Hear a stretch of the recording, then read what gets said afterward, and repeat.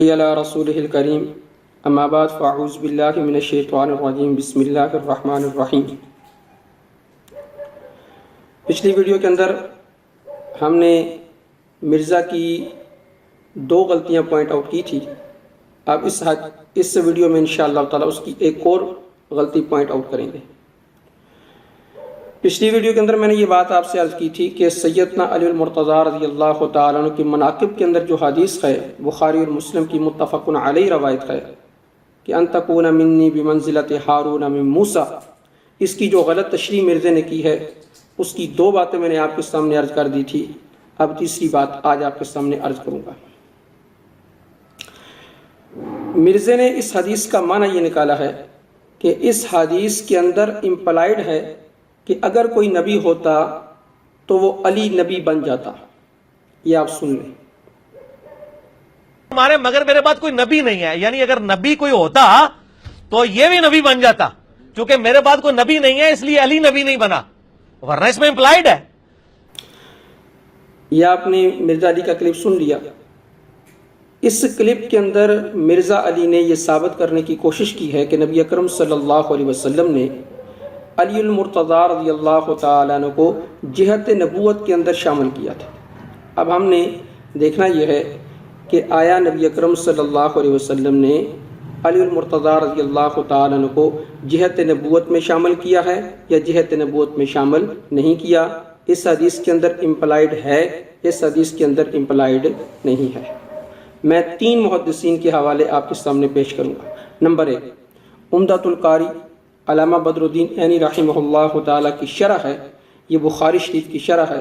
اس کے صفحہ نمبر 296 اور جلد نمبر 16 میں یہ علامہ بدر الدین عینی رحمہ اللہ تعالیٰ نے الفاظ نقل کیے ہیں اس حدیث کی تشریح میں کہ ان اتصالہ لیس من جہت النبوت، یہ جو نبی اکرم صلی اللہ علیہ وسلم نے علی المرتضیٰ رضی اللہ تعالیٰ عنہ کو اپنے ساتھ شامل کیا ہے، یہ لیس من جہت النبوت، یہ جہت نبوت کے اندر شامل نہیں کیا۔ وباقی الاتصال من جہت الخلافت، ہاں خلافت کی جہت اس کا اتصال باقی ہے، تو نبی اکرم صلی اللہ علیہ وسلم نے سید علی المرتضیٰ رضی اللہ تعالیٰ عنہ کو جہت خلافت میں شامل کیا ہے، جہت نبوت میں شامل نہیں کیا۔ نمبر 2، شرح قسطلانی، یہ بھی بخاری کی شرح ہے، اس کی حدیث نمبر ہے 3706۔ اس میں فرماتے ہیں کہ فعرف ان الاتصال المذکورہ، یہ جو حدیث کے اندر اتصال پایا جاتا ہے نا بینہما، نبی اکرم صلی اللہ علیہ وسلم اور سیدنا علی المرتضیٰ رضی اللہ تعالیٰ عنہ کے درمیان، یہ لیس من جہت النبوت بل جہت ما دونہا، یہ نبوت کے اندر جہت نہیں ہے، جہت نبوت کے اندر اتصال نہیں ہے، بلکہ یہ اس سے جو کم ہے، نبوت سے کم درجہ، وہ کیا ہے؟ یہ خود انہوں نے تشریح فرما دی، وَهُوَ الْخِلَافَةُ، نبی اکرم صلی اللہ علیہ وسلم نے ان کو جہت خلافت میں شامل کیا ہے، جہت نبوت میں شامل نہیں کیا۔ یہ دو حوالے ہو گئے۔ نمبر 3، علی کا نظریہ تو یہ کہ اس حدیث کے اندر امپلائڈ ہے کہ اگر کوئی نبی ہوتا تو یہ علی نبی بن جاتے۔ یہ تیسرا حوالہ، یہ کان کے پردے کھول کے اور دل کی کھڑکیاں کھول کر سنیں کہ نبی اکرم صلی اللہ علیہ وسلم نے اس امپلائڈ کو خود کیسے ختم کیا ہے۔ اب یہ جو تیسرا حوالہ ہے اس کو جمال الدین ابو الفرج عبد الرحمن بن علی بن محمد الجوزی المتوفى 597 ہجری، انہوں نے نقل کیا، کتاب کا نام ہے کشف المشکل فی حدیث الصحیحین۔ اس کے اندر وہ فرماتے ہیں کہ سیدنا علی المرتضیٰ رضی اللہ تعالیٰ عنہ کو نبی اکرم صلی اللہ علیہ وسلم نے جو ہارون علیہ السلام کے ساتھ تشبیہ جو دی ہے وہ اس وجہ سے کہ جیسے موسیٰ علیہ السلام ہارون علیہ السلام کو اپنا جانشین مقرر کر کے گئے تھے، تو اسی طرح نبی اکرم صلی اللہ علیہ وسلم جب غزوہ تبوک کے لیے گئے تو سیدنا علی المرتضیٰ رضی اللہ تعالیٰ عنہ کو اپنا جانشین مقرر کر کے گئے اہل و عیال کے اوپر۔ پھر اس میں یہ الفاظ ہیں، خاف ان یتأول متأول فیدعی النبوۃ، پھر آپ کو خوف پیدا ہوا کہ ہو سکتا ہے کوئی غلط تعبیل کرنے والا، جیسے اس نے غلط تعبیل کی ہے کہ نبی اکرم صلی اللہ علیہ وسلم نے جہت نبوت کے اندر شامل کیا ہے۔ اس حدیث میں امپلائڈ ہے کہ اگر کوئی نبی ہوتا تو وہ علی نبی بن جاتے۔ تو خاف ان یتأول متأول فیدعی النبوۃ، آپ کو خوف پیدا ہوا کہ کوئی غلط تعویل کرنے والا یہ تعویل نہ کر دے کہ نبی اکرم صلی اللہ علیہ وسلم نے علی المرتضیٰ رضی اللہ تعالیٰ عنہ کو جہت نبوت میں شامل کیا ہے، تو وہ علی المرتضیٰ رضی اللہ تعالیٰ عنہ کے لیے نبوت کا دعویٰ نہ کر بیٹھے۔ تو آپ نے فوراً ارشاد فرمایا کہ انہ لا نبی بعدی، لیکن یہ کہ میرے بعد کوئی نبی نہیں آئے گا۔ تو یہ میرے بعد کوئی نبی نہیں آئے گا، تو نبوت والا امپلائڈ تو خود نبی اکرم صلی اللہ علیہ وسلم نے ختم کر دیا۔ اب اگر کوئی اس حدیث کے اندر امپلائڈ نکالتا ہے کہ نبوت والی بات پائی جاتی ہے، تو گویا کہ اس نے نبی اکرم صلی اللہ علیہ وسلم کی مخالفت کی ہے۔ اچھا، 1400 سال امت کے جو محدثین ہیں ان میں سے کسی کو بھی اس حدیث کے اندر یہ امپلائڈ نظر نہیں آیا کہ نبی اکرم صلی اللہ علیہ وسلم نے سیدنا علی المرتضیٰ رضی اللہ تعالیٰ عنہ کو یہ کہا ہو، اور اس کا مطلب یہ ہے کہ اگر کوئی نبی ہوتا تو علی نبی بن جاتے، کہ کسی محدث نے تشریح نہیں کی۔ ہم مطالبہ کرتے ہیں 1400 سالوں میں صرف ایک محدث ایسا بتلا دے جس نے یہ تشریح کی ہو۔ اچھا، اصل حقیقت کیا ہے؟ اصل حقیقت دلائل النبوہ میں امام بہقی رحمہ اللہ تعالی نے یہ بات نقل کی ہے کہ نبی اکرم صلی اللہ علیہ وسلم جب غزوہ تبوک کے لیے جانے لگے تو آپ نے علی المرتضیٰ رضی اللہ تعالی عنہ کو مدینہ کے اندر اپنے اہل و عیال پر نگران مقرر کیا، اپنے خاندان والوں پر، عورتوں پر۔ اچھا،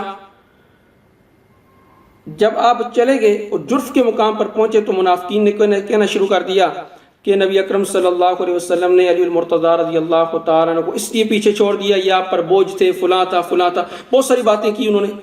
تو علی المرتضیٰ رضی اللہ تعالیٰ عنہ نے وہ اپنا سامان اٹھایا اور فوراً جا کر پہنچے اور نبی اکرم صلی اللہ علیہ وسلم سے کہا کہ یا رسول اللہ، لوگ تو ایسے باتیں کر رہے ہیں۔ آپ نے کہا وہ جھوٹ بولتے ہیں۔ اس وقت آپ نے یہ بات ارشاد فرمائی، ان تکون منی بمنزلۃ ہارون من موسیٰ، تو میرے لیے ایسے ہے جیسے موسیٰ علیہ السلام کے لیے ہارون علیہ السلام تھے۔ جیسے یعنی وہ اپنے گھر والوں میں، اہل و عیال میں ان کو نگران مقرر کر کے گئے تھے، اسی طرح میں تجھے اپنے اہل و عیال میں اور گھر والوں میں نگران مقرر کر کے جا رہا ہوں۔ اس کی تائید میں صرف میں 2 حوالے پیش کروں گا۔ نمبر 1، بخاری شریف کی ایک شرح ہے، مینار القاری، شرح مختصر صحیح البخاری، انٹرنیشنل نمبر کے مطابق اس کے اندر حدیث ہے 963۔ اب انہوں نے اس حدیث کی تشریح میں جو بات نقل کی ہے کہ نبی اکرم صلی اللہ علیہ وسلم نے سیدنا علی المرتضیٰ رضی اللہ تعالیٰ عنہ کو ہارون علیہ السلام کے ساتھ جو تشبیہ دی تھی، اس تشبیہ کی وجہ کیا تھی اس غریب کو تو اتنا ہی پتہ نہیں۔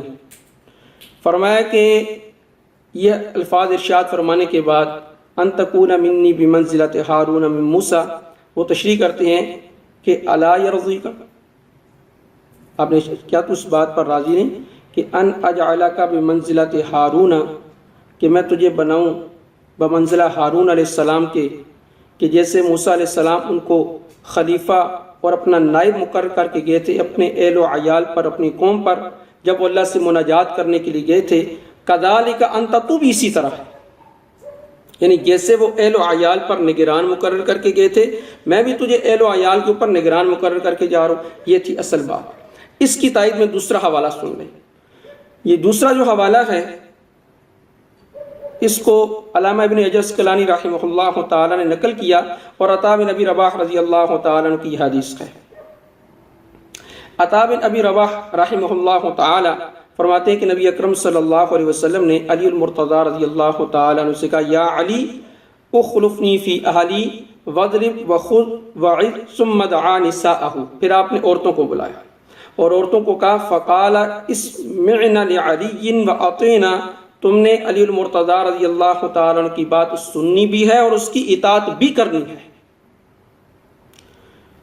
حالانکہ نبی اکرم صلی اللہ علیہ وسلم نے مدینہ کا امیر محمد بن مسلمہ کو مقرر کیا تھا، اور کوتوال یہ سبا بن عرفہ رضی اللہ تعالیٰ عنہ کو، اور مسجد نبوی کا امام یہ عبداللہ بن ام مکتوم رضی اللہ تعالیٰ عنہ کو مقرر کیا تھا۔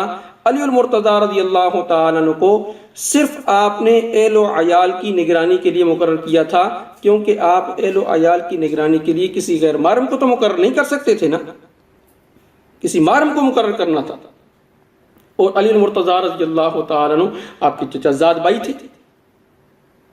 تو خلاصہ یہ نکلا اس حدیث کا کہ علی المرتضیٰ رضی اللہ تعالیٰ عنہ نبی اکرم صلی اللہ علیہ وسلم کے چچا زاد بھائی تھے۔ نمبر 2، جیسے ہارون علیہ السلام کو موسیٰ علیہ السلام اپنے اہل و عیال کی نگرانی کے لیے چھوڑ کے گئے تھے، اسی طرح نبی اکرم صلی اللہ علیہ وسلم سیدنا علی المرتضیٰ رضی اللہ تعالیٰ عنہ کو اپنے اہل و عیال کی نگرانی کے لیے چھوڑ کے گئے تھے۔ تیسرا معنی جو محدثین نے اس سے نکالا، اس سے یہ ثابت ہوتا ہے کہ ہارون علیہ السلام کا انتقال موسیٰ علیہ السلام کی زندگی میں ہو گیا، لیکن علی المرتضیٰ رضی اللہ تعالیٰ عنہ آپ کے بعد زندہ بھی رہیں گے اور خلیفہ بھی بنیں گے۔ یہ 3 باتیں محدثین نے اس سے نکالی ہیں۔ کسی محدث نے یہ معنی نہیں کیا، اس حدیث کے اندر امپلائڈ ہے کہ اگر کوئی نبی ہوتا تو علی نبی بن جاتا۔ یہ تھا اس حدیث کی صحیح تشریح اور صحیح معنی۔ اب آخر میں ایک بات ضرور عرض کروں گا، یہ امپلائڈ آیا کہاں سے ہے؟ وہ چور دروازہ بتانا چاہیے نا، تو میں چور دروازہ بتانے لگا ہوں۔ یہ امپلائڈ آیا کہاں سے ہے؟